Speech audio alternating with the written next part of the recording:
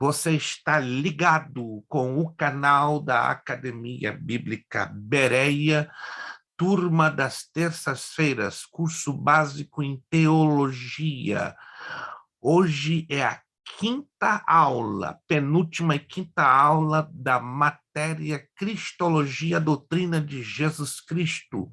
Hoje é terça-feira, dia 17 de maio de 2022. Repito, esta é a quinta aula. Está entrando, pastor Juarez.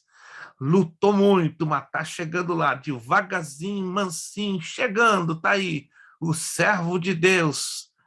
Aleluia, pastor Juarez, que luta, meu homem de Deus, que luta. Paz do Senhor, mas chegou, olha. Paz do Senhor. O reino de Deus é tomado pela força, e o Senhor provou que o Senhor tem força. Não é fácil, não. Eu sei o que é isso, pastor, é luta, né? E quando os nossos computadores aqui travam, 3 ao mesmo tempo e 4 impressoras, aí o senhor não tem ideia, não. Aí eu só tenho que parar, ajoelhar e orar, porque não é fácil, não. 2 vezes por semana que travam os 3 computadores e travam as 4 impressoras. Eu paro tudo, vou para o joelho, só depois de 10, 15 minutos que Jesus libera tudo.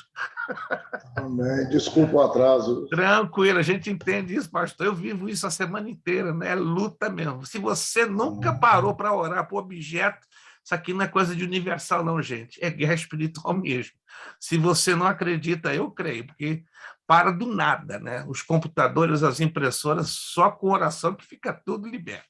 Mas amém, que o servo de Deus conseguiu entrar, estamos aqui felizes e dando continuidade a esta matéria que, repito, vai continuar falando bem forte aos nossos corações. Doutrina de Jesus Cristo. Abra lá sua apostila na página 7. Página 7. Eu postei aí no grupo, repito uma vez mais, né? Pastor Juarez não estava no momento que falamos, né? Só para deixar bem claro, nós postamos aí no grupo a recomendação de um dos melhores livros sobre cristologia, doutrina de Jesus Cristo. Eu desconheço que este livro que está aqui, né, o caso de Cristo, o caso de Cristo, do autor Lee Strobel, eu desconheço que esse livro exista aqui nos Estados Unidos disponível em língua portuguesa. De repente, o irmão Clayton teria um acesso melhor, né, no Brasil. Mas já me disseram, eu pelo menos não conheço, mas já me comentaram que esse livro existe disponível em língua portuguesa. Aqui nos Estados Unidos eu nunca vi, e eu tenho ele já há muitos anos. Essa aqui é a capa da edição de 2003, e essa aqui eu postei aí no grupo, é a capa da última edição, que é de 2020, e você pode encontrá-lo no Amazon. Mas se você encontrar ele em português, só postar com toda a liberdade, né, para que os irmãos tenham acesso. Eu sei que o espanhol não é tão complicado na maioria das vezes para você ler. Em algumas palavras pode trazer um pouquinho de dificuldade, tá? Mas se alguns de vocês encontrar este livro disponível em língua portuguesa aqui nos Estados Unidos, nem precisa pedir autorização. Vai lá no grupo e posta para que os irmãos possam, né, querendo e podendo, ter acesso a uma das melhores obras em língua portuguesa, ou pelo menos em espanhol, que eu conheço em inglês, escritas até hoje sobre a pessoa do Senhor Jesus Cristo. Mas vamos lá na parte número 3. Nomes e títulos de Jesus no Antigo Testamento. Jesus, ele é visualizado, ele é a razão, não apenas da nossa salvação, mas ele é a razão da existência da própria Bíblia. Se você não sabia, quem sabia que Jesus é a razão da existência da própria Bíblia? Quem já sabia disso? Isso é interessantíssimo, né? Jesus é a razão da existência de tudo, inclusive da própria Bíblia. Então, nós não poderíamos deixar de estudar sobre os nomes e títulos de Jesus no Antigo Testamento, né? Como alguns alegam, os judeus não tiveram acesso à oportunidade de salvação. Sim, senhor.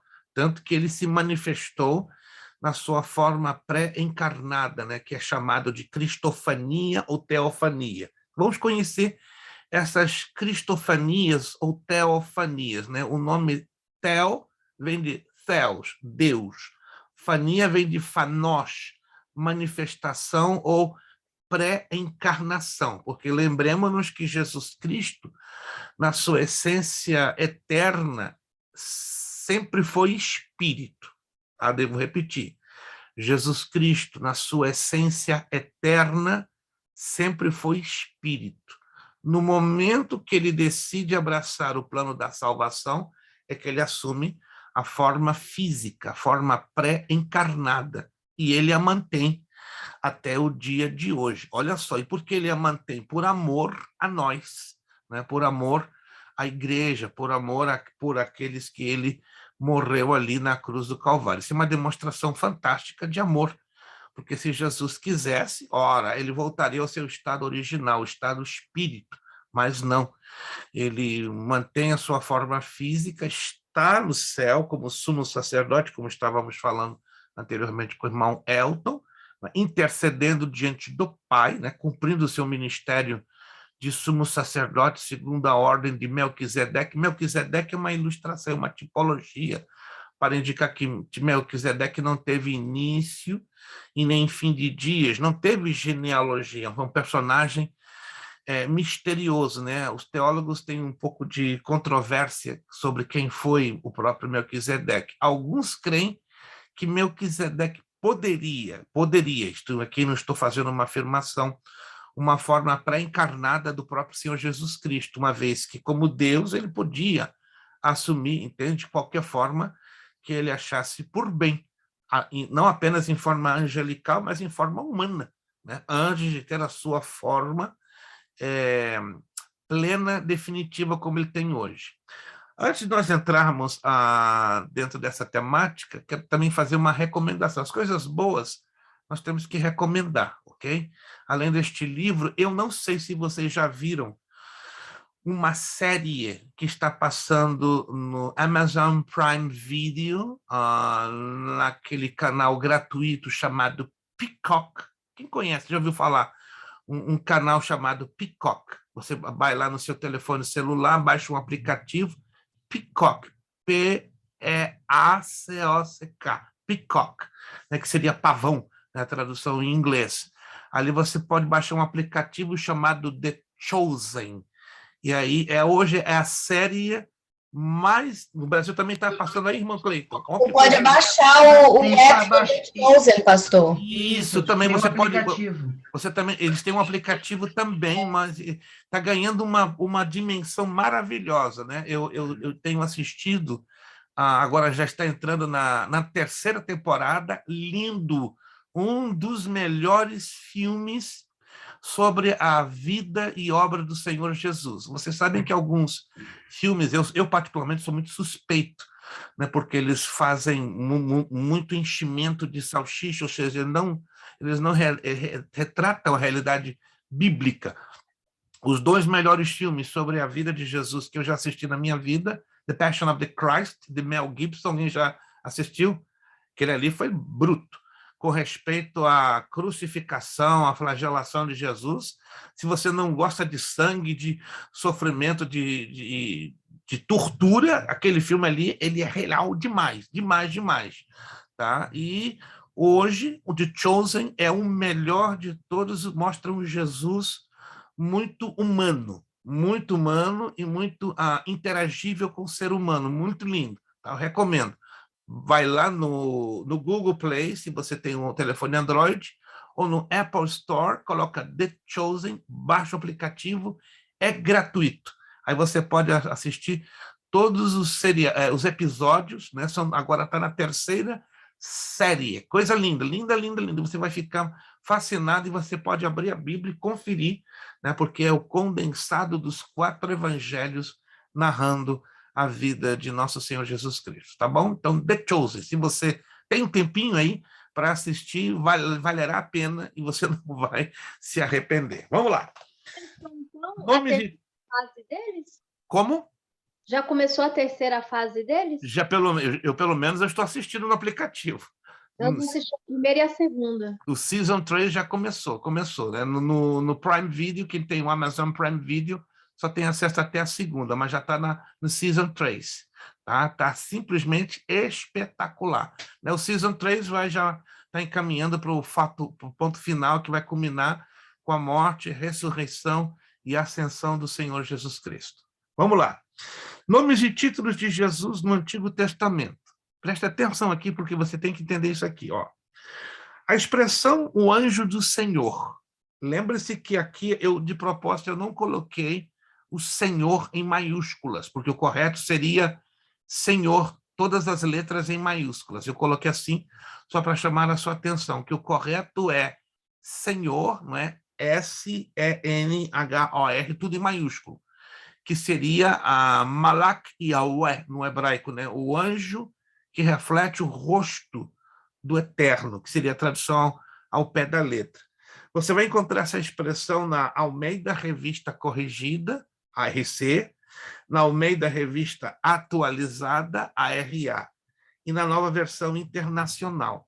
Se você abrir lá em Gênesis capítulo 16, vamos lá em Gênesis capítulo 16, só para você visualizar isso aqui. Gênesis capítulo 16, do verso 9 ao verso 14. Dê uma olhadinha, então, no verso 9. Então lhe disse o anjo do Senhor. 16, 9. Está vendo aí? A palavra Senhor está toda ela em maiúsculo. Quem tem essa tradução que mostra a palavra toda ela? Senhor em maiúsculas. Isso. No hebraico é Yahweh, que se traduz incorretamente como Jeová. Jeová é a forma grega, que é incorreta. Essa expressão no original não existe, tá? Jeová, Jeová. Quando você vê isso em algumas Bíblias, é uma tradução completamente incorreta. Seria a helenização, a forma grega, tá? Adquirida da tradução Septuaginta, a versão dos 70, né? Que é o Antigo Testamento em hebraico aramaico, traduzido para o grego. E algumas Bíblias em português decidiram trazer, né, da Septuaginta essa tradução que, repito, é incorretíssimo no plano gramatical. Jeová, então, essa expressão não existe no original. O correto seria Javé, Javé ou Yahweh. Tá? E o mais correto, para não, digamos assim, distorcer o original do hebraico, seria Senhor. Senhor, e aí em letras maiúsculas. Como você vê, então, no verso 9 de Gênesis 16, no verso 10, disse-lhe mais o anjo do Senhor, de novo em letras maiúsculas, Senhor. Depois o 11, disse-lhe também o anjo do Senhor. Então, todas estas expressões que o anjo do Senhor, com letras maiúsculas, se trata da pessoa do Senhor Jesus Cristo. Então, aí temos uma cristofania, ou seja, uma manifestação pré-encarnada do Senhor Jesus Cristo. Também, outro título do Senhor Jesus no Antigo Testamento é o capitão, né? Príncipe do exército do Senhor, na Almeida Revista Corrigida, e comandante, na Nova Versão Internacional. Então, na ARC e na ARA, príncipe do exército do Senhor. Número 3, conselheiro. Aparece na Almeida Revista Corrigida, Almeida Revista Atualizada e na Nova Versão Internacional em Isaías 9:6. Desejado de todas as nações, na Almeida Revista Corrigida, Ageu 2:7. Deus forte, Almeida Revista Corrigida, Almeida Revista Atualizada. Deus poderoso, na Nova Versão Internacional. Maravilhoso, na Almeida Revista Corrigida e na Almeida Revista Atualizada, Isaías 9:6. Virando a página, Príncipe da Paz, aparece em Isaías 9:6, nas 3 principais traduções em português. Aí temos Pai da Eternidade, na Almeida Revista Corrigida, Almeida Revista Atualizada, Pai Eterno, na Nova Versão Internacional. Príncipe e Governador dos Povos, Almeida Revista Corrigida, Almeida Revista Atualizada.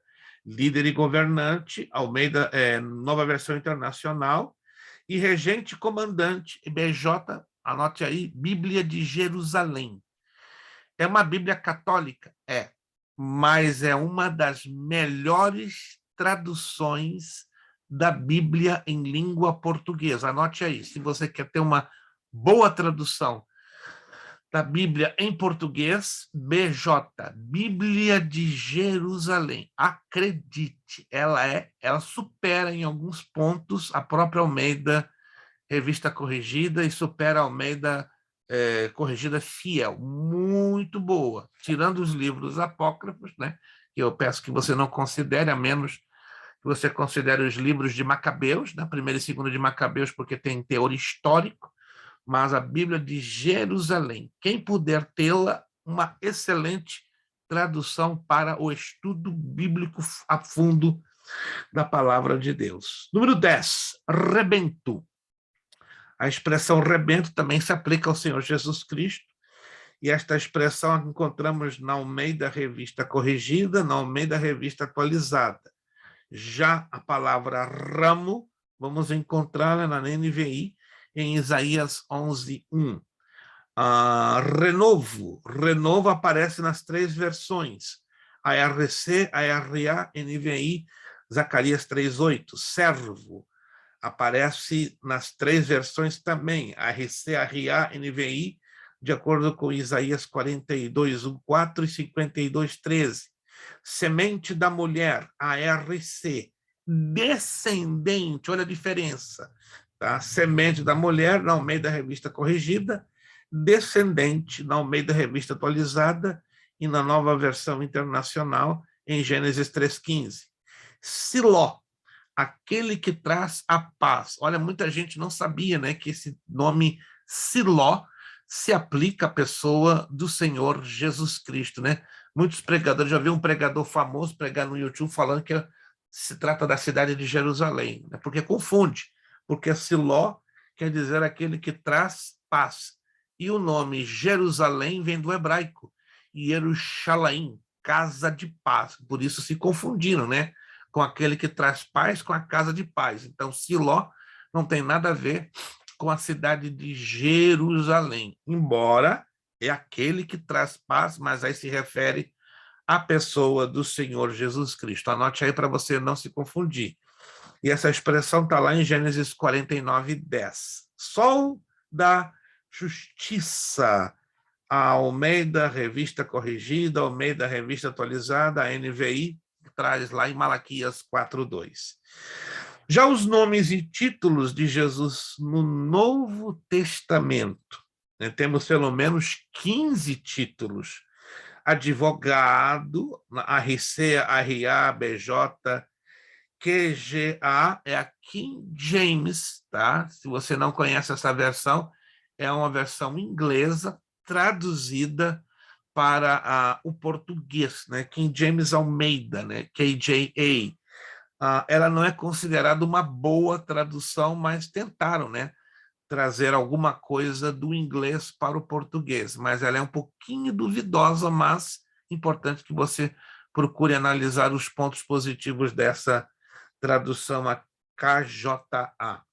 Intercessor aparece em 1 de João 2:1 e na NVI. Alfa, para você entender, é a primeira letra do alfabeto grego, quando Jesus disse, eu sou o alfa e o ômega, quer dizer, eu sou o começo de todas as coisas e eu sou o fim. Ômega é a última letra do alfabeto grego, por isso que Jesus usa essa expressão, eu sou o alfa e o ômega.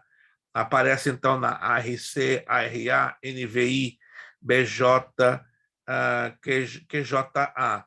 E aparece como A na BLH, que é a linguagem de hoje, a Bíblia da linguagem de hoje, que é o título que encontramos em Apocalipse 1:8. O amado, ARC, ARA, NVI, BJ, KJA. Amado filho na BLH, de acordo com Efésios 1:6. Amigo dos pecadores, ARC, ARA, NVI, BJ. Homem que vive por aí, andando com a pior espécie de pecadores, né? Mateus 11:19. Número 5, autor e consumador da fé, Hebreus 12:2, em todas estas traduções. Número 6, bispo das nossas almas, ARC, ARA, NVI, KJA, supervisor da Bíblia de Jerusalém, guardião na Bíblia da linguagem de hoje, 1 de Pedro 2,25. Número 7, bom pastor, ARC, ARA, NVI, KJA, BJ, BLH, lá em João 10, 11, 14. Número 8, cabeça da igreja, ARC, ARA, NVI, BJ, KJA, Colossenses 1, 18. Número 9, caminho, ARC, ARA, NVI, KJA, BJ, BLH, João 14, 6. Número 10, Cordeiro de Deus, ARC, ARA, NVI, KJA, BJ, João 1, 29 e 36. Número 11, Cristo ungido, cabeça, Messias, todas, Mateus 1, 16 e 2, 4. Número 12, Deus, todas, com exceção da TNM, né, Tradução do Novo Mundo das Escrituras dos Testemunhas de Jeová. Eles tratam de... Esse TNM quer dizer Tradução do Novo Mundo dos Testemunhas de Jeová, né, que eles falam de um Deus. Olha que coisa estranha. João 1, 1. 13, Emanuel, ARC, ARA, NVI, BJ, KJA, BLH, Mateus 1, 23.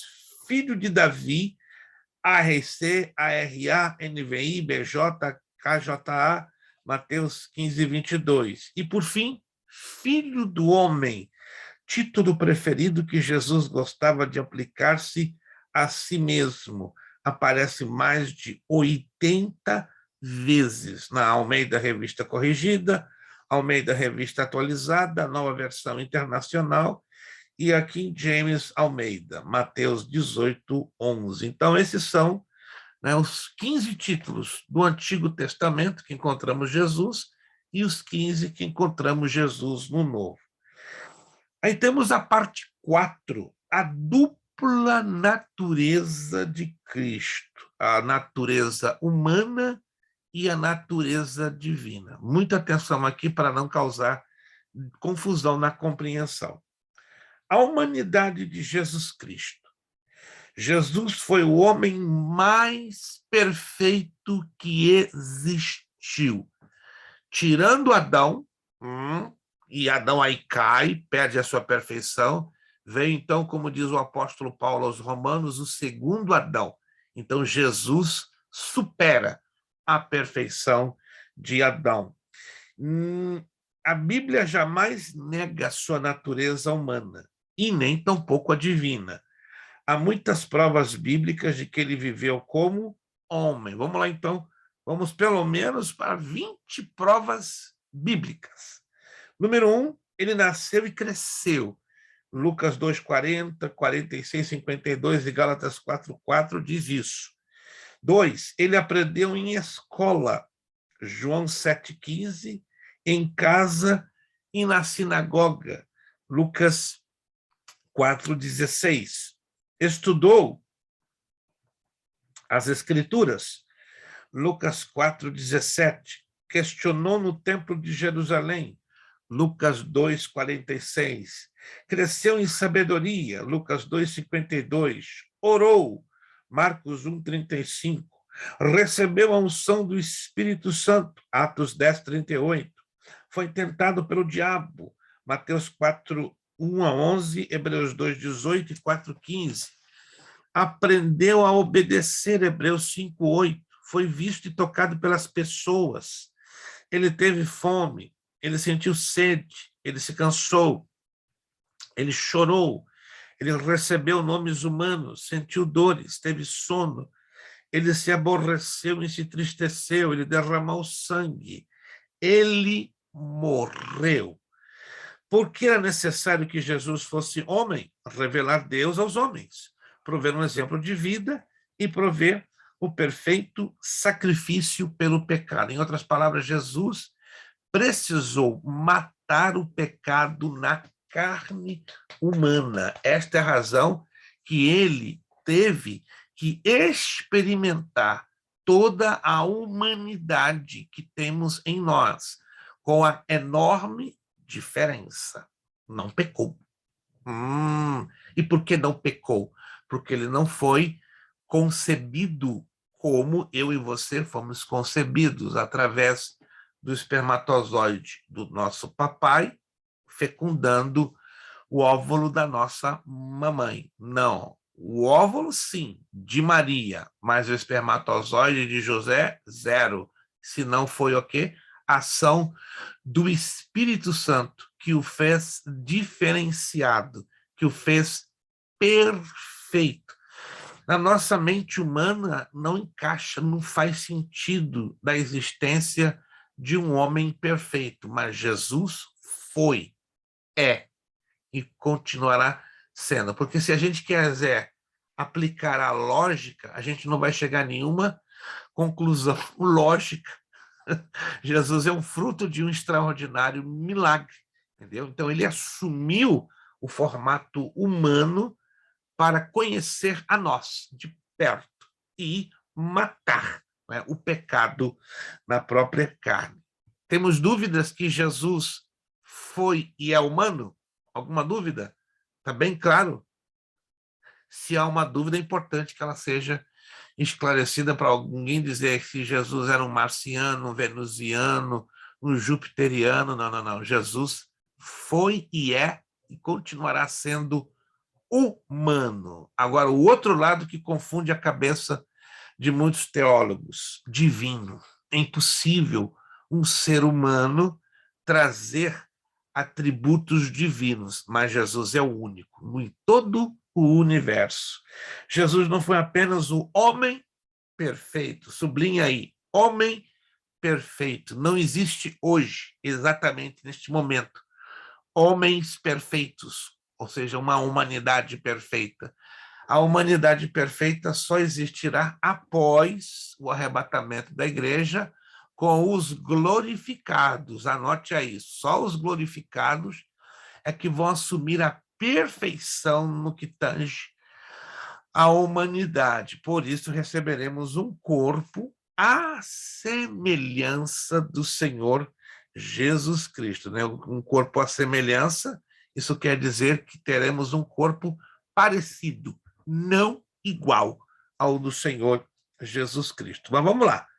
Há várias provas na Bíblia, ou seja, Jesus não foi apenas homem perfeito, mas é também o próprio Deus encarnado. Há várias provas disso na Bíblia. É provado pelos nomes e títulos que recebe.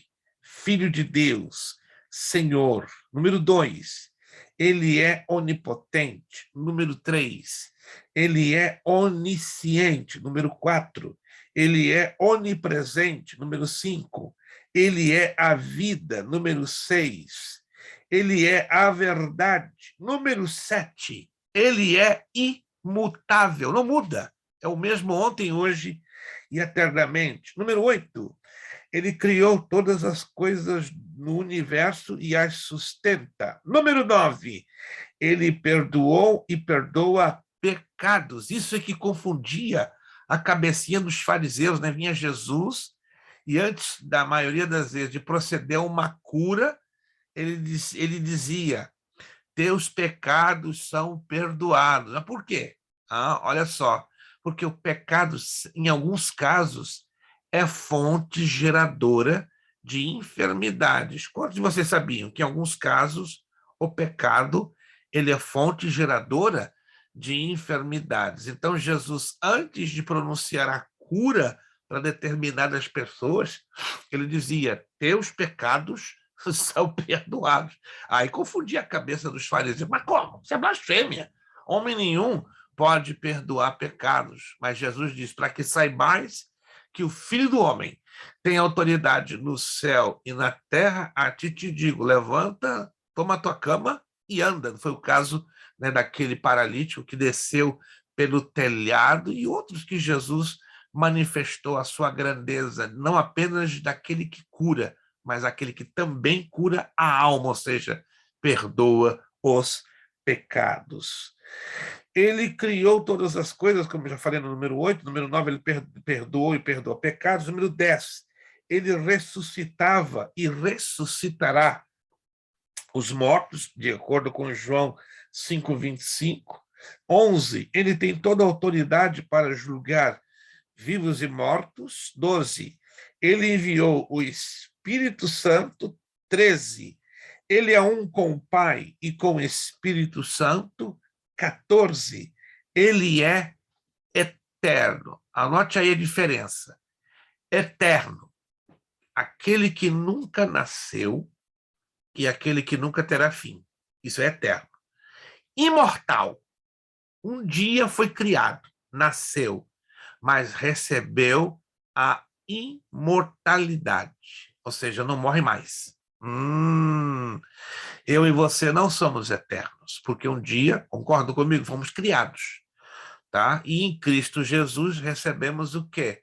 O atributo ou o presente da imortalidade. Então, em Jesus, ele é considerado o eterno. Além de ser imortal, ele é eterno. Nunca nasceu e nunca passará pelo processo da morte ou da finalização, tá? Curiosamente, o ser vivo em corpo, ele não detém a imortalidade, mas já sabemos pela Bíblia que a imortalidade também ela deixa de existir no mais além. Por quê? Porque a decisão que se faça nessa vida vai nos dirigir para uma eternidade juntinho de Deus e uma eternidade completamente separada dele. Então, de uma certa forma, a imortalidade ela vai existir, tanto para justos como para ímpios. Só que nós, né, temos que fazer a nossa escolha, se a nossa imortalidade será para bem, para desfrutarmos o melhor com Deus, ou será para mal, em estarmos definitivamente separados dele. Número 15. Ele recebeu a adoração de anjos, homens, e todas as pessoas o adorarão. 16. Ele é totalmente impecável, santo, de acordo com Hebreus 4,15 e 1 de Pedro 2,22. Aqui, então, temos os 16 razões bíblicas que nos provam que Jesus é divino. Alguma dúvida? Todos compreenderam o lado divino do Senhor Jesus e não cria conflitos, né, com o seu lado humano. Embora hoje os teólogos ainda batem muito em certos pontos, porque tem coisas, irmãos, entendam-me isso aqui, que podemos aceitar unicamente pela fé e não pela lógica. É aceitarmos pela fé o que a Escritura Sagrada nos traz, jamais colocar como ponto de questionamento, né, sobre se Jesus foi ou não divino, foi ou não humano. Jesus foi humano, continua humano, e ele é divino, perfeitamente divino. Pastor, Sim. tem uma dúvida. E esses hinos que tratam Jesus como você, é errado e a gente cantando, a gente está pecando? Ok. Boa Vamos, pergunta. Minha vamos, dúvida também. vamos, vamos partir de dois princípios bem objetivos. A expressão você é uma expressão muito cultural, ligada à cultura brasileira. Não sei se vocês sabem. Se você usa essa expressão com o português se ofende. Não sei se vocês já observaram, o português nunca, no seu trato, usa a expressão você. Porque a expressão você, ela mantém o quê? Uma distância. Ao contrário, que na cultura brasileira o você é muito mais íntimo, mas na cultura portuguesa cria um distanciamento. Igualzinho na cultura hispana. Na cultura hispana se usa o você como usted. Usted, creio que você já deve ter ouvido essa expressão no espanhol, usted. Tá? Então, quando se usa usted, é um sinal de respeito, de distanciamento. Mas então vamos encarar pelo lado cultural. Tá? Pelo lado cultural, a expressão você é tratar alguém como qualquer outro. Você. Vá em Paraná, onde está o irmão Cleiton, Santa Catarina e Rio Grande do Sul. Você vai ouvir as pessoas, claro, usando a expressão você, mas o mais comum nos estados do sul do Brasil usar o tu. Correto, irmão Cleiton? O tu, ele é bem comum, e o tu é mais educado. O tu demonstra maior respeito, igualzinho. O português, ele usa o tu praticamente para tudo, né? Para demonstrar respeito, ou vós, ou vós.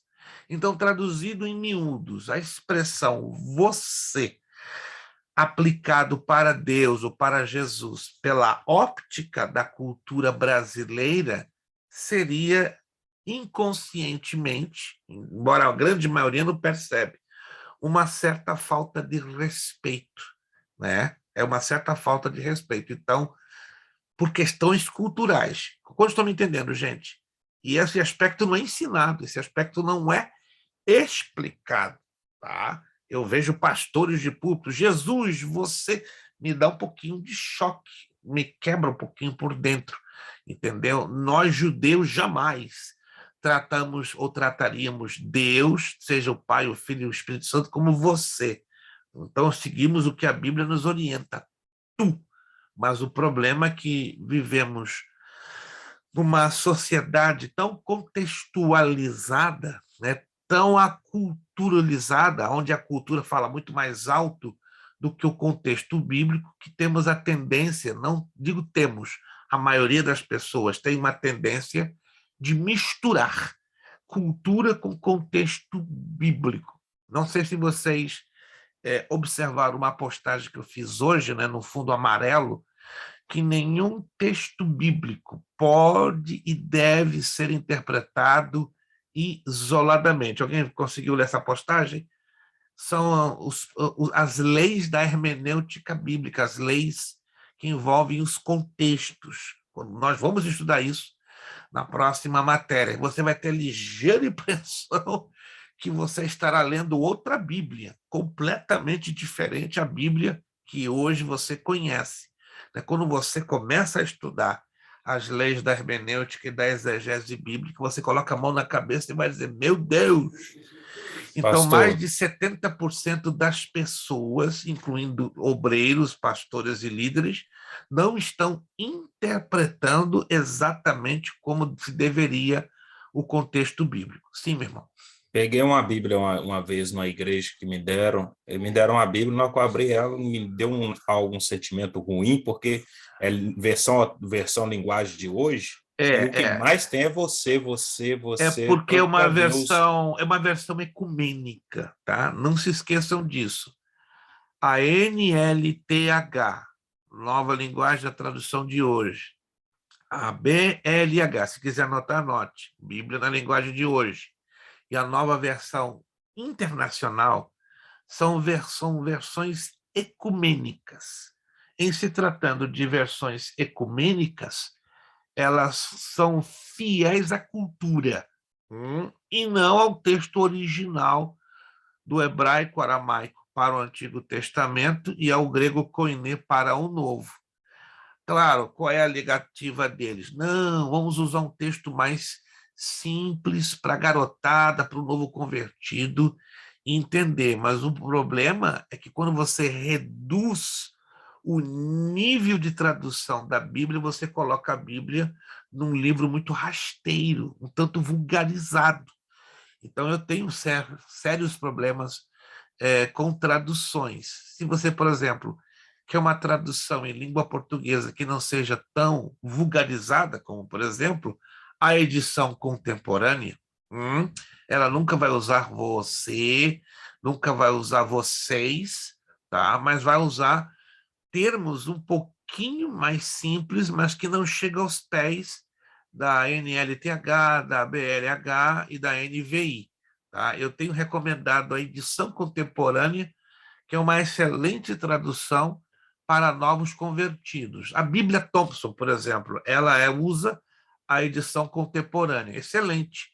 Aí, na medida que a pessoa, que o novo convertido vai ganhando conhecimento, entendimento da palavra de Deus, aí ele pode passar para a ARC, Almeida Revista Corrigida, para a ACF, Almeida Corrigida Fiel, que é a melhor tradução em língua portuguesa, e depois para Ara Almeida Revista Atualizada. Mas temos que ter filtro com respeito ao uso de traduções. Não estou dizendo que se você tem essas traduções que você deva jogá-las na lata do lixo. Não, mantenha elas, mas como fonte de pesquisa e de o quê? Comparação. É importante. Serve para entender os jovens também de hoje. Também, mas não motivá-los a usar esse tipo de tradução, porque chega o ponto que certas abordagens bíblicas, por essas traduções, que na verdade não são traduções, são versões, a Bíblia fica bem adulterada, bem quebrada no seu sentido original. Isso é muito sério. A língua portuguesa, infelizmente, ela tem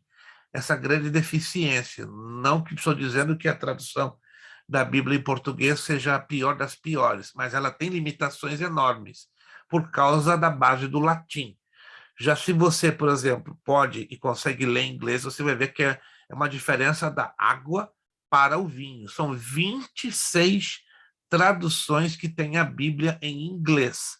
E é impressionante, cada uma melhor do que a outra. Realmente, a pior tradução da Bíblia em inglês é a New International Version, é a pior. Mas a melhor tradução da Bíblia em inglês, para quem gosta e lê em inglês, é a NRSV, New Revised Standard Version. É a melhor tradução da Bíblia em inglês. Vamos lá para a parte 5. Principais títulos de Jesus em cada livro da Bíblia. Agora vai ficar bonito.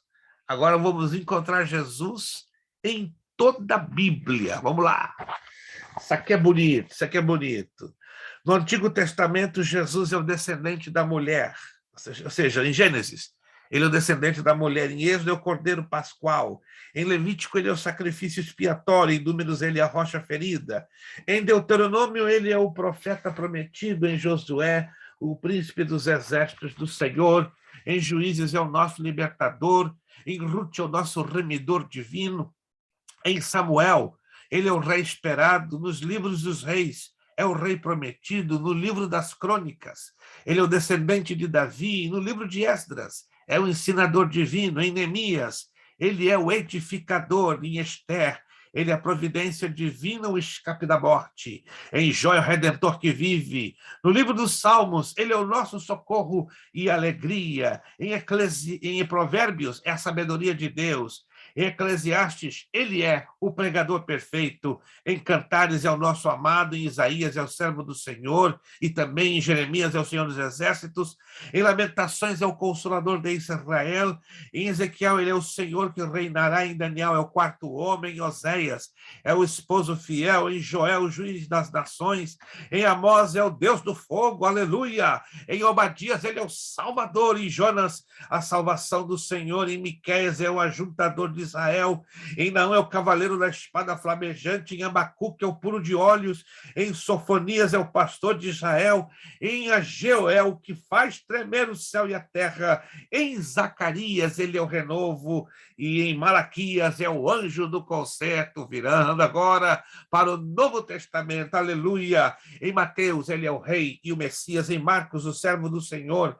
Em Lucas, o filho do homem. Em João, o filho de Deus. Em Atos, o Cristo ressurgido. Em Romanos, o nosso justificador. Em 1 de Coríntios, o Cristo crucificado. Em 2 de Coríntios, a imagem de Deus. Em Gálatas, o Cristo que liberta. Em Efésios, a cabeça da igreja. Em Filipenses, ele é o nosso viver. Em Colossenses, a imagem do Deus invisível. Em 1 e 2 de Tessalonicenses, é o Senhor que virá. Em Timóteo, é a nossa esperança. 1 de Timóteo. Em 2 de Timóteo, é o nosso general.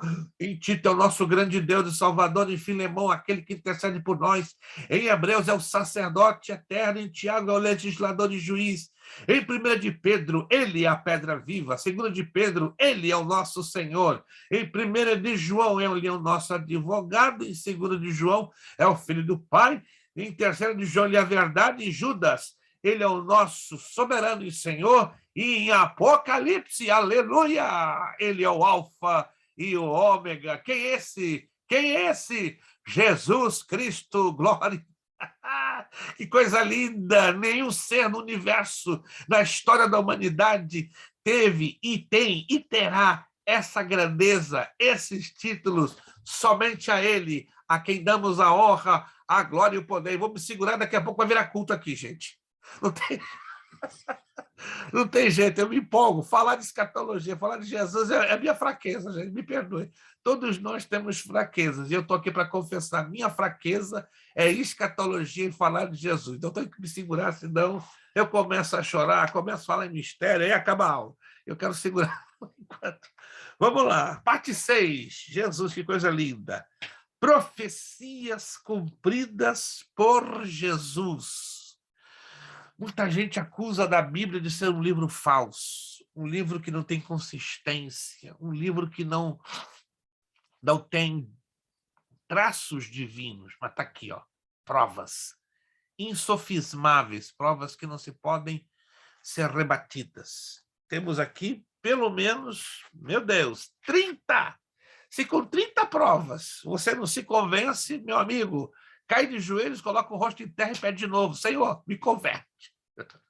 Vamos lá, 30 provas, 30 profecias cumpridas por Jesus. Que ele seria da linhagem de Abraão, que ele seria da tribo de Judá, que ele seria da casa de Davi, que ele nasceria de uma virgem, que ele seria chamado Emanuel, que traduzido é Deus conosco, que ele teria um precursor, que foi o seu primo, João Batista, que ele nasceria em Belém, aqui no hebraico Betlehem, casa do pão, que ele estaria no Egito por um período, e assim foi por 2 anos, que ele seria zeloso pelo Pai, que ele seria cheio do Espírito Santo, que ele curaria a muitos, que ele trataria com bondade os gentios, que ele falaria por parábolas, que ele seria rejeitado pelos seus, que ele faria uma entrada triunfal em Jerusalém, que ele seria louvado por crianças, que ele seria a pedra angular rejeitada, que em alguns não acreditariam em seus milagres, que seu amigo trairia por 30 moedas de prata, que ele seria um homem de dores, que ele seria abandonado pelos seus discípulos, que ele seria açoitado e cuspido, que ele seria crucificado entre 2 ladrões, que lhe dariam vinagre para beber. Na verdade, este vinagre era um narcótico. Anote aí, não era o vinagre que você usa, né, para saborizar a sua salada. O vinagre que a Bíblia se refere era um narcótico que era dado aos supliciantes, ou seja, aqueles que estavam passando pelo suplício da crucificação para trazer alívio às suas dores. Basta... O soldado romano levantava uma esponja umedecida ou embebida desse narcótico, ok? Então a pessoa chupava e em questão de 5 minutos já entrava na corrente sanguínea e dopava a pessoa que assim absorvesse. Mas lembre-se que a Escritura diz que ele rejeitou, ele tinha sede, tenho sede. Aí levantaram uma vareta, né, com essa esponja embebecida no vinagre, mas a Escritura foi clara, ele rejeitou, ele não queria mitigar, aliviar as suas dores. Ele, não é porque Jesus estava agindo ali como um masoquista, não, ele tinha que cumprir a Escritura, né? Ele tinha que sentir a extensão máxima das dores no seu corpo. Sim, irmão Elton. Tem um arqueólogo, o senhor conhece, eu teve até uma reunião com ele, conversando sobre, ele é adventista. Ele tem uma linha teológica que fala que poderia possivelmente ser usado uma esponja que eles usavam no banheiro naquele período, porque havia um banheiro próximo e teria que eles usavam, e que teria essa esponja com essa água imunda que eles usavam para se limpar depois de fazer. É uma teoria, não se pode, claro, toda teoria tem que ser analisada com muito carinho, com muito cuidado. Eu também sou arqueólogo, né? Talvez não tão eminente como este, né? Que ele é mais famoso, ele tem um canal no YouTube muito respeitado, eu respeito muito a pessoa dele, mas eu já conversei com ele várias vezes e eu por ser historiador, ele não é historiador, eu já sou historiador, não estou me colocando melhor do que ele em nada, mas vocês vão entender que quando a história e a arqueologia se juntam, a possibilidade de uma teoria ser ou não sustentada, ela aumenta em mais de 50%. E eu questionei a ele, né? Eu tenho acesso a ele, né? Ao e-mail dele, ao telefone privado dele no Brasil, me comunico com ele com o WhatsApp, ele ri muito, ele manda aqueles emojis, né, com carinha de riso, né, mas o senhor que me quebra as pernas. Eu falei, não, eu nunca vou lhe colocar numa situação difícil para, assim, criar um constrangimento a nível do público, mas estou lhe dando essa dica. O irmão é um excelente arqueólogo. Agora, o irmão tem que considerar as fontes históricas. Se o irmão não considerar as fontes históricas, o irmão vai estar trabalhando de uma maneira isolada. Okay? E a arqueologia é uma ciência que ela depende da história, olha que interessante, e da geografia. Exato. A arqueologia ela não trabalha sozinha, isolada. E esse é o pequenino problema que ele tem. Eu, com carinho, com humildade, eu coloco para ele tentar entender isso. Irmão, a arqueologia não trabalha sozinha, ela trabalha apoiada, de um lado, pela história geral, pela história universal, e apoiada pela geografia. Quando o irmão dá a mão à história de um lado e a geografia de outro, amém. A arqueologia tem que ser uma ferramenta cheia nas suas mãos. Agora, o que eu observo é que o irmão insiste em trabalhar com a arqueologia sozinho, né? Ele não é muito de agradecer, mas já me agradeceu e eu não peço que ninguém me agradeça por nada. Umas 2 vezes, né, pastor? O senhor acertou. Como é que o senhor acertou? Porque eu abracei a geografia e abracei a história, né? Porque é uma consequência, né? A arqueologia ela depende dessas 2 colunas, mas o irmão, por alguma razão, acredito que foram os seus mentores, né? Insistiram em lhe dar apenas uma visão isolada, unilateral. Mas eu respeito muito mesmo a pessoa dele, ele tem assim pesquisas maravilhosas e de grande credibilidade, ele tem um canal no YouTube maravilhoso, né? É o Rodrigo Silva, mas quando eu tenho que discordar com ele na área da história e da geografia, eu falei, eu não sou excelência no assunto, mas Deus me deu a oportunidade de fazer uma maestria tanto de geografia, arqueologia e história. Então, agora eu vou falar a você com muito carinho e humildade, como historiador, como arqueólogo e como geógrafo. Aí ele fica meio quietinho, mas a minha intenção jamais, nunca vou expô-lo de forma pública, entende? Porque eu aprendi a ter respeito. Eu reconheço as minhas enormes limitações e eu humildemente procuro ajudá-lo. Ele não acredita muito em falar em línguas também, não. Não. Ele é adventista, entende? E o adventista tem uma visão espiritual. Eles acreditam em profecia, mas não em falar em línguas. Isso, os dons espirituais. Ele usa aquele termo do apóstolo Paulo lá. Isto. Eu me comunico muito com ele, entendeu? Muito com ele. Ele vai vir aqui a Orlando agora em novembro para uma conferência da Igreja Adventista aqui da área, né? Já perguntou se eu estaria disponível para a gente tomar um café, mas não tem problema. Contanto que não se grave esse café. A intenção dele era gravar, né, uma entrevista para postar no canal dele do YouTube. Eu pedi ele, por favor, não faça isso. Ah, por que, pastor? É para o senhor ser mais conhecido. Não, misericórdia, eu quero ficar desconhecido. Me manter escondidinho, afastado, né? Mas eu já falei várias, ele já tentou gravar a entrevista comigo e colocar no canal dele do YouTube, mas eu já pedi, por favor, que não. Eu não gosto. Quando eu vou para um estudo bíblico e alguém me filma, tudo bem. Mas dependendo da circunstância, eu particularmente, eu gosto de manter a minha privacidade. Irmã Vanessa. Pastor, mas assim, igual eu conheço esse pastor, e a Igreja Adventista é considerada uma seita ou não? 100%. 100%. E por que ela é considerada uma seita? Se você quiser anotar, porque eles colocam os escritos da senhora Ellen White. Já ouviram falar? Ellen White. Os escritos, as revelações, as profecias de Ellen White, no mesmo nível da Bíblia Sagrada. Upa! Essa é uma das características de uma seita.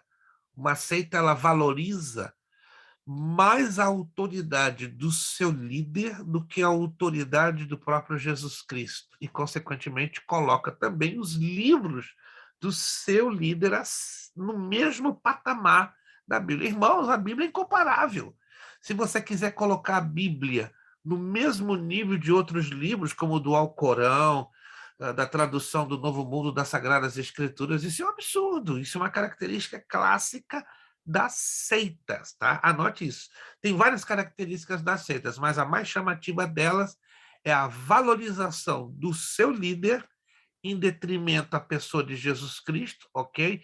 E a valorização dos livros escritos ou revelados pelo seu líder, colocando no mesmo patamar de nível de igualdade com a Bíblia Sagrada. Irmãos, nada pode se comparar à Bíblia. Guarde isso, ó, no seu coraçãozinho. A Bíblia é única, a Bíblia é singular. A Bíblia não pode ser comparada à tradução do Novo Mundo das Sagradas Escrituras, que é do Testemunho de Jeová, não pode ser comparado ao livro dos Mormons, não pode ser comparado ao Corão dos Islâmicos. A Bíblia é única, é singular, e ela tem que estar, ó, por cima de todos. Manuel. Pastor, última pergunta, encerrando minha parte aqui, minha participação é: esses livros que muitos autores escrevem e que o conteúdo é rico, fala bem da palavra de Deus, é cristocêntrico, esses livros podem ser considerados inspiração do Espírito Santo ou não pode ser usado este termo? Não. Anote aí, a inspiração do Espírito Santo com respeito à Bíblia, anote isso aqui, ó. Chama-se inspiração verbal e plenária. Anote o que eu vou dizer.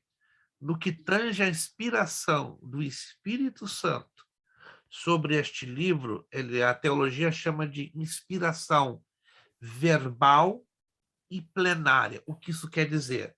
Verbal. Foi dada palavra por palavra àqueles que redigiram os manuscritos originais e depois, consequentemente, se tornaram cópias. Plenária, quer dizer pleno, completo, sem nenhuma interrupção ou adição humanas. Tirando a Bíblia, nenhum outro livro no planeta Terra ou no universo recebeu a mesma condição de ter sido inspirado no plano verbal e no plano plenário. Não existe, não existe. Uma coisa é Deus, exemplo, inspirar ao pastor Juarez a escrever um livro sobre o Espírito Santo. Um exemplo, tá? Vamos dizer que o pastor Juarez, homem que está buscando a face do Senhor, decide escrever um livro falando sobre o Espírito Santo.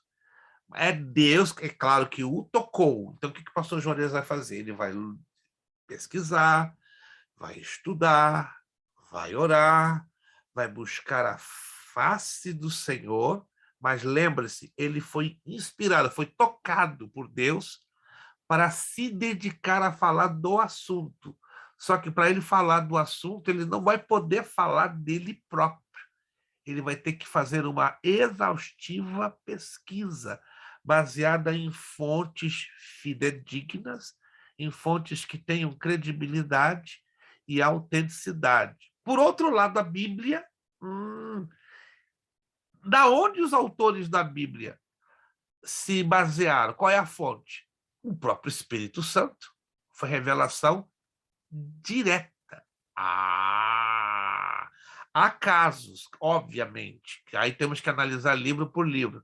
Há casos que receberam, que tiveram que documentação escrita prévia, mas com o endosso, com a autorização do Espírito Santo em usar aquela documentação para que não haja, olha que interessante, contradições doutrinárias para que depois, que são incluídas no todo do livro, não haja contradições. O problema dos livros que querem ocupar a mesma autoridade da Bíblia é a questão da autoridade interna, ou seja, a chamada inspiração verbal e plenária. Se você pega um dos livros de Ellen White, não tem nada que se assemelhe ao conteúdo dos 66 livros da Escritura, ou seja, cada livro da Bíblia testifica da verdade de um outro livro. Gênesis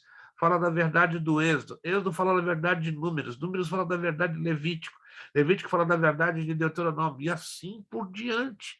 Já os escritos de Ellen White, o livro do Mormon, o Alcorão, nenhum desses livros falam absolutamente nada que concordem com o conteúdo dos 66 livros. Tá compreendido? Isso aqui é muito importante levar em consideração. A Bíblia, ela é única, ela é incomparável, ela é imbatível, ela é imutável. Os homens lutam para tentar colocar um outro livro que venha a igualar-se à Bíblia, mas igual à Bíblia, está perdendo a viagem. Ninguém consegue bater ou rebater a autoridade do livro sagrado. Por isso, estamos falando aqui sobre as profecias. As profecias, né, se cumpriram ao pé da letra. Olha só, número 25, que ele sofreria perfuração em suas mãos e pés. Número 26, que suas vestes seriam repartidas e que se lançariam sortes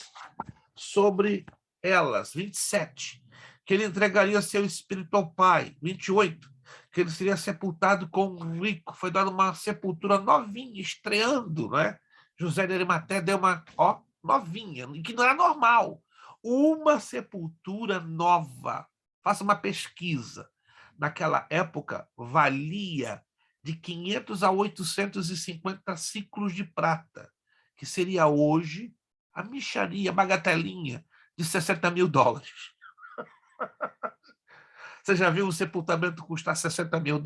É o que mais ou menos custou para Jesus, porque a Escritura diz que ele foi sepultado com o rico. Então, a sepultura de Jesus era para gente de classe rica. Por isso que tem pregadores que adulteram o texto bíblico. Tem um pregador, não vou dizer o nome por respeito, que ele insiste, mas olha que gente teimosa. Ele insiste que Jesus era milionário, que Jesus vestia de linho puro, fino e resplandecente, mas ele bate na tecla mesmo, sabe por quê? Porque ele pega textos isolados. E ele não vai no pano de fundo cultural, ele não pesquisa os 6 contextos que a hermenêutica ensina. Aliás, irmãos, com todo respeito, quando nós estudarmos, eu vou bater na tecla, já estou adiantando o assunto, a matéria de hermenêutica, você vai dizer, meu Deus, então 60%, 70%, 80% dos pastores e líderes estão interpretando a Bíblia de cabeça para baixo. Essa é a impressão que eu e você vamos ter, aliás, que você vai ter, porque quando eu comecei a estudar a hermenêutica há 45 anos, eu falei, papai do céu, que Bíblia é essa? Estou lendo outra Bíblia? Não, nós não estaremos estudando ou lendo outra Bíblia, estaremos redescobrindo uma Bíblia que nunca lemos. Essa é a verdade. É a mesma Bíblia, só que nós vamos lê-la sob uma outra óptica. Eu garanto a você, depois dessa matéria de hermenêutica, vão pensar que você é um herege. Porque nós vamos ir a textos que são hoje mal interpretados assim, e as pessoas ensinando como fossem a pura verdade, porque a Bíblia não se contradiz dentro dela mesma. Opa! Que pena que hoje nas nossas escolas dominicais não se dão princípios básicos de hermenêutica. Eu me recordo, me permitam, nos anos 70, 80, o saudoso mestre das Assembleias de Deus, pastor Antônio Gilberto da Silva, né? Pastor Juarez, acredito que chegou a conhecê-lo pessoalmente, ou pelo menos ouviu falar muito nele, era currículo das escolas bíblicas dominicais, anos 70 e 80. Curiosamente, não sei por qual razão, nos anos 90 esse currículo foi arrebatado, foi tirado, porque eu sei disso. Eu tenho aqui no meu escritório 4 caixas de plástico com mais de 2.500 revistas das escolas dominicais da CPAD dos anos 70 e 80. Pelo menos uma lição por mês. Entre os anos 70 e 80 se dedicava a uma área da hermenêutica bíblica. E pensa num povo que pegava a Bíblia e sabia interpretar. Meu Deus! Não fazia falta fazer um básico em teologia. Para você ter uma ideia, um básico em teologia nos anos 70, 80 correspondia a um bacharel hoje. Yep. Dava uma consistência bíblica tão grande e um bacharel daquela época corresponde ao doutorado nos dias de hoje. Que é isso, pastor? Eu sei o que eu estou falando, entende? Então, por isso eu lamento terrivelmente que não se estude, que não se dê princípios, pinceladas, né, dessa temática teológica nas escolas dominicais. Sabe por quê? Porque os pastores, na maioria das vezes, eles têm medo. Medo do quê? Medo de que a verdade seja conhecida, medo de que a verdade seja corretamente interpretada, medo de que a verdade seja revelada. Mas isso é absurdo. Calma, você vai ver. Você vai ver que eu não estou exagerando uma letra, tá? Que é fantástico. E aí, se você gostar desta matéria, eu vou lhe recomendar bons livros fáceis de hermenêutica bíblica, né? Sobretudo os livros que ensinam a identificar as figuras de linguagem. Vamos lá, parte 7. Tipos humanos de Jesus Cristo. Oh, coisa boa! Agora vamos entrar na tipologia bíblica. Alguma pergunta, alguma dúvida, alguma colocação que os irmãos queiram fazer, né? Irmão Elton parece que terminou a participação dele, mas ainda dá tempo, né? Temos ainda 22 minutos de aula, então os irmãos fiquem bem à vontade, bem livres. Eu sei que isso é uma matéria que quanto mais a gente cava, borbulha, vem muita coisa à tona. Vamos lá, os tipos humanos de Jesus Cristo. Estamos aí na página de número 12. E nós, com permissão, claro, né? Nunca faríamos isso se não houvesse a prévia permissão. Nós extraímos estas partes que estão aqui na apostila com permissão do pastor João Leitão de Melo, do livro Sombras, Tipos e Mistérios da Bíblia. Recomendo um fantástico livro, edições CPD, está à venda na CPAD, tá? Você pode pedir, se não me engano, deixa eu ver aqui se o Amazon tem esse livro, se tiver, muito bom. Sombras, deixa eu consultar aqui. Hoje, na correria, não tive tempo de consultar tipos e mistérios. Se tiver este livro, altissimamente recomendar. Vamos lá. Tem. Oh, Jesus da glória, tem. Tem até no formato do Kindle. Alguém conhece o formato eletrônico Kindle? R$ 5,99. E-book. Como é que é o nome do livro? Tá aqui, ó. Vou mandar agora. Rapaz, vou mandar agora. Se você puder ter esse livro, meu Deus, você vai estar, digamos assim, avançando no conhecimento da hermenêutica em 50%, porque a hermenêutica ela depende também da tipologia bíblica. Estou mandando agora, segura aí. Dá um minutinho que já estou mandando. Isto, vamos lá.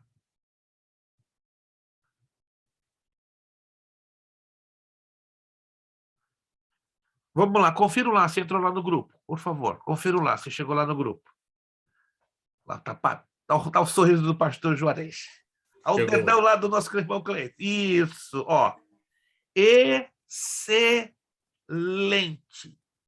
Excelente é pouco. Fantástico. Procure adquiri-lo. Tem da CPAD em Everett, tá? Main Street 161A, irmão Neri, ou, se você quiser, eu posso fazer uma postagem da Jerezim Books, pastor Valentim, né? Lembrando que com o pastor Valentim você pode, mencionando que é aluno do pastor Luiz Prestes da escola Academia Beré, você pode receber um descontinho, tá? Procure adquirir. Você não é obrigado, mas ó, se você quer entrar na profundidade deste assunto, você vai ter um dos melhores livros na sua estante, tá? Não sei se o Amazon vende ele diretamente, mas vende em formato Kindle. E esse calendário... Desculpa, pastor. Sim. Esse calendário calendário da profecia do pastor Antônio Gilberto. Excelente também. Daniel e Apocalipse. Ui, aí o irmão vai voar. Aí eu não sei se eu vou ver o irmão Elton na Terra mais, não. Não estou querendo exagerar. No Kindle é o melhor lugar para comprar livros. Irmão, irmão Elton, acho que eu vou perder o irmão com o nosso aluno. Se o irmão começar a abraçar esses livros, irmão, pastor Jorge, já ora para esse irmão, ele vai ser arrebatado. Esse aí é um livraço. Irmão, se eu for recomendar aqui todos os bons livros, vou perder vocês vão para o céu. Não vão querer mais ficar na terra, não. Não estou exagerando, não, gente. É o tipo do livro que você começa a ler, e você se perde, você não tem vontade.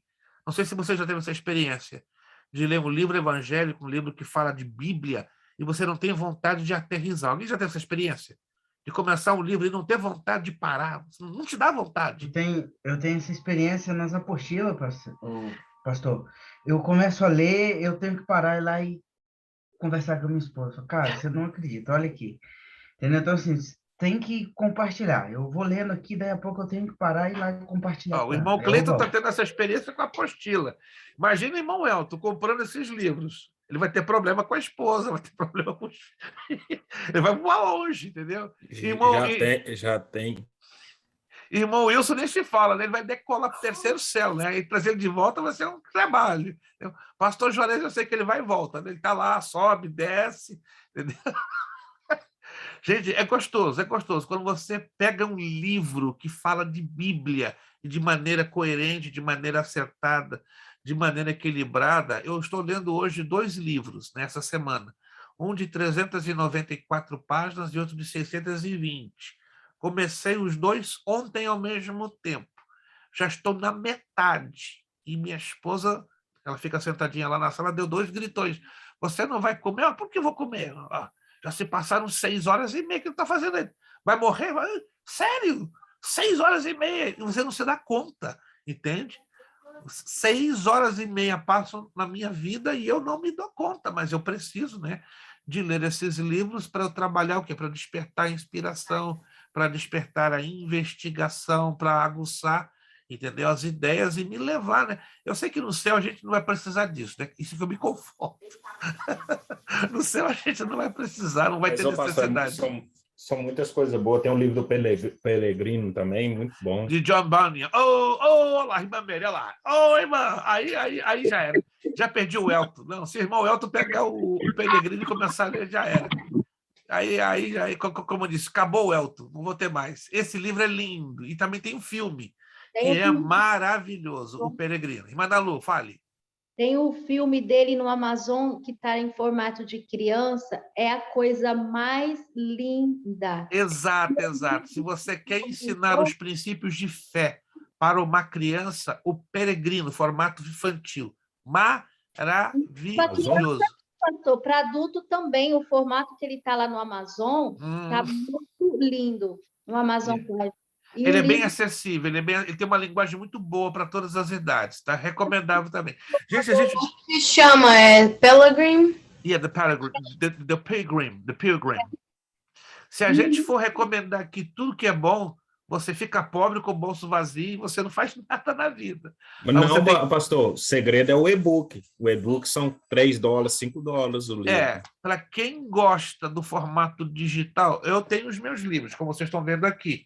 Não abro mão de ter o formato papel, mas muitas das vezes, por exemplo, eu tenho muita coisa, então eu tenho a incomodidade, entre aspas, né? É uma incomodidade necessária. Eu tenho mais de 11 mil volumes. Aqui dentro do meu escritório não cabem todos esses 11 mil volumes, então eu tenho só 7 mil aqui no meu escritório, de ponta a ponta, e tenho mais de 4 mil na minha garagem, dentro de caixas, entende? Então, aí eu fico no já investiu bem. Não quero exagerar, nem quero dizer isso para minha grandeza, a glória seja dada a Deus. Eu devo ter mais de $75 mil só em livros. Entende? Porque são 48 anos que eu tenho investido. Então, por alto, eu devo ter entre 75 a 80 mil dólares. Só de livros. Nada mais, entendeu? Nada me chama a atenção nessa vida, senão Bíblia, livros teológicos e tecnologia, que tem me ajudado também bastante para humildemente desenvolver o nosso ministério. Se você quer me dar um bom presente de aniversário, um livro, Ó Feliz da Vida, que seja fininho, de 40 páginas. Estou feliz, mas pastor já tem tudo. Não, eu não tenho tudo não, gente. Eu só tenho mas você deu um livro errado para o senhor. Eu não tenho tudo, irmãos. Eu só tenho 11.947 volumes até ontem, que já me mandaram pelo correio hoje, mais 2, então eu já tenho 11.949. Eu falei, rapaz, e quando chega um livro novo, como é que para catalogar? Eu levo uma semana, eu catalogo tudo. Eu tenho um programa no meu computador, eu coloco em ordem alfabética, em ordem temática, em ordem de assunto, ou seja, eu tenho uma facilidade de encontrar todos os meus livros. Agora, os que estão na garagem é que é o problema, que eu ainda não pude catalogá-los porque eu não tenho espaço físico ainda dentro. Eu teria que morar numa casa maior do que essa que eu estou morando. Mas Jesus, quem sabe, né? Antes de eu ir embora dessa terra, ele vai me dar uma casa maior para eu ter toda a minha biblioteca arrumadinha, né? Mas já tô contente em ter pelo menos 7.000 alguma coisa aqui, os 4.000 na garagem. Quando é necessário, eu vou lá e consulto a ele. Mas vamos lá. Tipos humanos de Jesus Cristo. Já deixei aí a dica desse livro aí do pastor João Leitão de Mello, né? Siga aí a dica do Elton, né? Se Eu você... adquiri ele, $5. Maravilha! Se você não está habituado ao Kindle, faça um teste. Faça um teste, né? É interessante. Você não tem muito volume de papel e está tudo digitalizado, que é uma coisa fantástica. Vamos lá. Os quais servem de exemplar e sombra das coisas celestiais. Esse é o texto de Hebreus 8:5a. O que é, então, um tipo? É a sombra de uma pessoa ou de um bem celestial, lá no Antigo Testamento, apontando para o seu cumprimento aonde? No Novo Testamento. Então, vamos entender esses tipos humanos que envolvem a pessoa do Senhor Jesus. Adão. Que correlação existe entre Adão e o Senhor Jesus Cristo? Presta atenção. Adão, como o primeiro homem na história da humanidade, é a figura daquele que havia de vir. É o que nos ensina Romanos 5,14, parte C. Cristo é o primeiro da nova criação. Pela ofensa de um, morreram muitos, muito mais a graça. O dom abundou por um só homem, Jesus Cristo. Romanos 5,15. Olha só. Adão foi feito alma vivente. Gênesis 2,7. Jesus Cristo é chamado o último Adão em espírito vivificante. Olha as correlações, os paralelos, as comparações. Alma vivente, espírito vivificante. Como espírito vivificante, ele tem poder de dar a vida pelas ovelhas, porque Jesus é o único que pode dar a vida, tirar a nele própria e voltar a ter a vida de volta. Isso aqui é uma prerrogativa, é um privilégio, é uma autoridade unicamente concedida ao próprio Senhor Jesus. Pela desobediência de Adão, muitos foram feitos pecadores. Pela obediência de um, que é Jesus Cristo, muitos serão feitos justos. É como fosse a segunda lei da termodinâmica. Não sei se vocês já ouviram falar das 3 leis da termodinâmica. E a segunda lei da termodinâmica, se eu não estou enganado, se eu estou enganado, alguém vai me corrigir depois, para toda causa há um efeito de mesma intensidade e proporções. E no mundo espiritual existe uma lei semelhante, né? Tudo que a gente semeia, colhe, seria a lei da semeadura. Então, se semeou corpo humano, se colherá, né, corpo carnal. Vamos lá. O pecado de Adão, olha interessante, impediu o caminho do paraíso, porque um querubim foi posto ali com uma espada inflamada. O Senhor Jesus abriu um caminho novo e vivo para o santuário de Deus. Isso é lindo.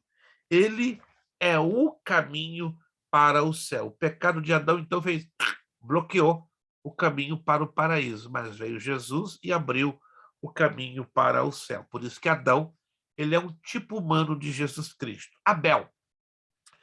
Quando nasceu Caim, Eva teve uma expressão de alegria que é traduzida assim em nossas Bíblias. Adquiriu um varão com auxílio de Jeová. Na lei de Moisés, traduzida pelo rabino Mashliach Melamed, também vem nessas palavras. O texto hebraico, a partícula et, está unida à palavra Jeová, ou Yahweh. Segundo os hebraístas que conhecemos, esta partícula, que não tem tradução em português, aponta um objeto direto, de que não pode ser separada. Sendo assim, a expressão de Eva foi: adquiri um varão, Jeová, ou Yahweh. Pensava ela que Caim, olha só, era Jeová, ou Yahweh, o varão prometido como a semente da mulher, que esmagaria a cabeça da serpente. De qualquer modo, Eva teve uma grande comoção de alegria com a chegada de Caim. Depois que teve Abel e o chamou pelo nome de vaidade, coisa sem muita importância. Como se disse, já tenho Caim. Vem este para quê? Olha que coisa interessante. Abel foi chamado vaidade. Olha que coisa curiosa. Se você nunca sabia esse significado, estamos aqui aprendendo algo. Jesus era desprezado e o mais indigno entre os homens. Então, o significado do nome Abel quer dizer vaidade. Olha só. Abel foi pastor de ovelhas. Jesus é o bom pastor. Abel ofereceu o maior sacrifício. Jesus ofereceu seu próprio sangue no maior e mais perfeito tabernáculo. Abel foi invejado. Caim ficou irado contra Abel porque Deus aceitou a oferta dele, não a sua. Jesus foi entregue a Pilatos por inveja. Abel foi morto inocente. Jesus foi morto sem ter culpa. Abel foi chamado justo. Jesus foi chamado justo. O sangue de Abel fala. Está lá em Gênesis 4:10. O sangue de Jesus fala. Se você nunca leu e nunca observou esses detalhezinhos, agora você está observando, né? Que Abel tem uma ligação direta com a pessoa do Senhor Jesus. Um aluno me perguntou qual a razão exata que Deus rejeitou o sacrifício de Caim, ou a oferta, na verdade, de Caim. Abra lá sua Bíblia, em Gênesis capítulo 4. Vale a pena você observar isso aqui, que é uma coisinha que se lê na Bíblia, mas não se dá a devida atenção.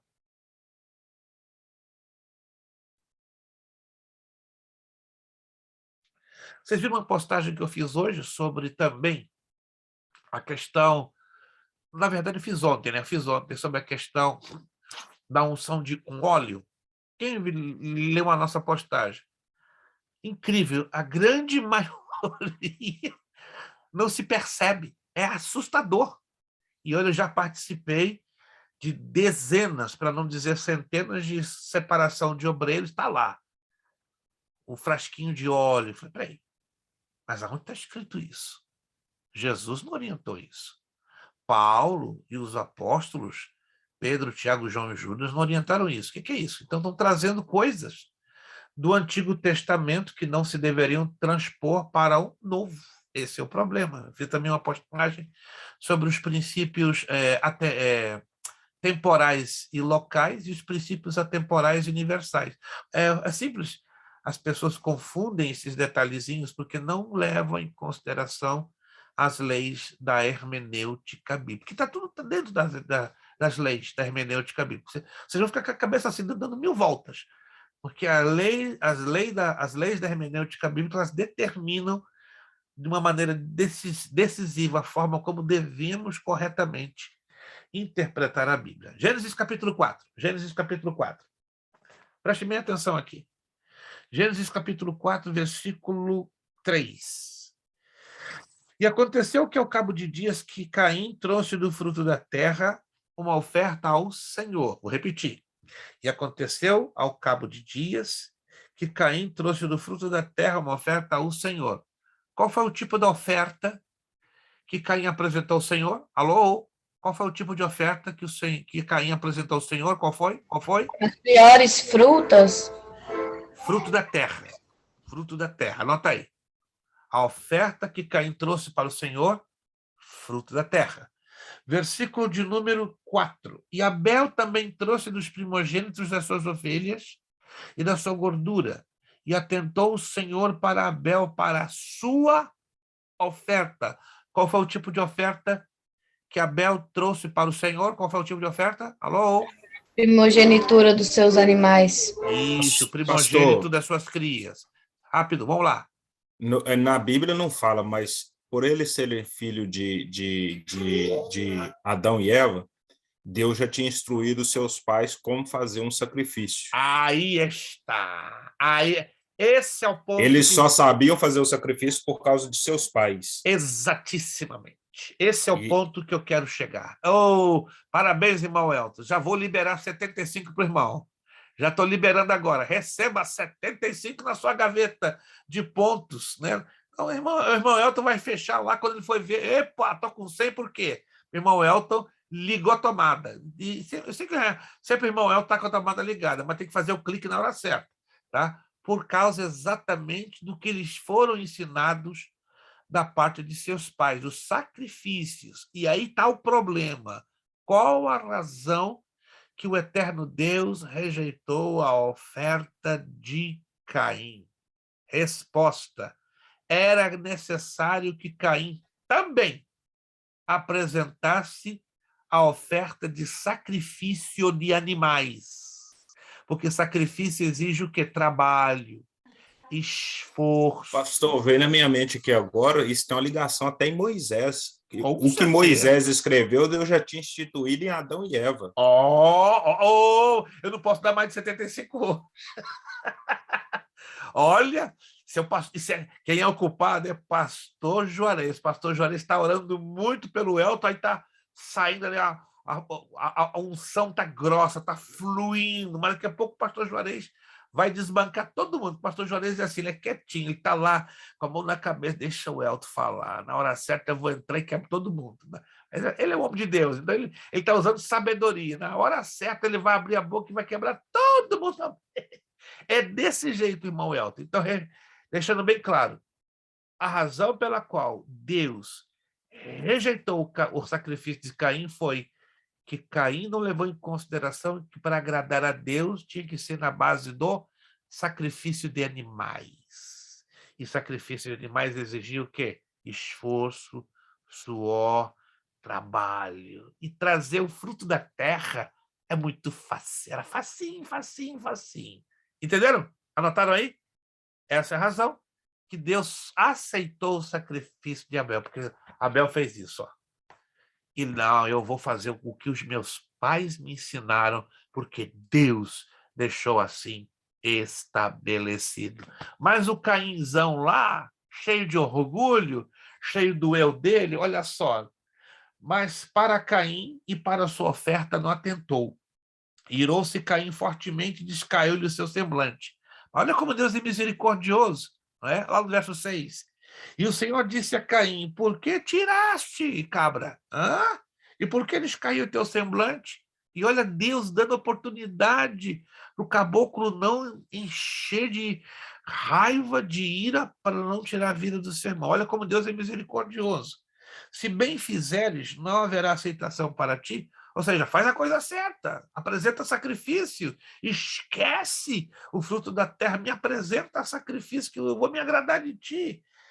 E se não fizeres bem, o quê? O pecado te arranha, jaz à porta, e para ti será o seu desejo, e sobre ele dominarás. Ninguém erra sem aviso prévio. Ninguém mete o pé no buraco se não recebe o quê? O aviso da misericórdia, do carinho, do cuidado de Deus. Resumindo, ninguém vai para o inferno, de qualquer maneira. Pastor, lendo esse versículo 7 aí, está explicitamente aí que Deus avisou para Caim, se você não, essa ira vai te dominar e você vai matar seu irmão. Deus estava falando para ele em outras palavras. 100%, 100%. Não é por falta de oportunidade, não é por falta de aviso que as pessoas não vão para o inferno. Quantos estão entendendo, gente? Quantos estão entendendo? Isso é um princípio que vem lá do Gênesis. Deus está sempre cuidando de cada um de nós. Não quero que você vá para o inferno. Não quero que você se dê mal. Mas se você quiser, ok. A escolha é tua. Te vira assim. Se enforque pelas tuas próprias mãos. Vamos terminar. Gente, esse assunto tem um negócio tão forte.